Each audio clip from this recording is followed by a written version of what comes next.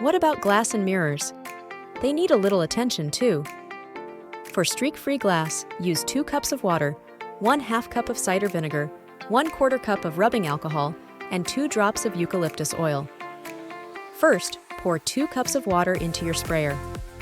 Now, add 1/2 cup cider vinegar. It's perfect for cleaning glass without streaks. Mix in 1/4 cup rubbing alcohol. It speeds up drying. Finish with 2 drops of eucalyptus oil for a fresh scent that cleans at the same time.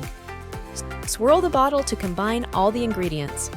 Your glass cleaner is now ready for sparkling windows and mirrors.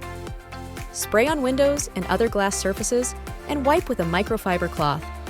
Enjoy streak-free glass. Wow, we've done it! We've made our homes sparkle with all natural homemade cleaners. Thanks for joining us on this green cleaning journey.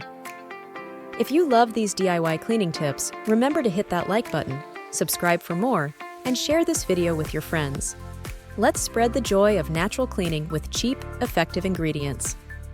We'd love to hear how these cleaners worked for you.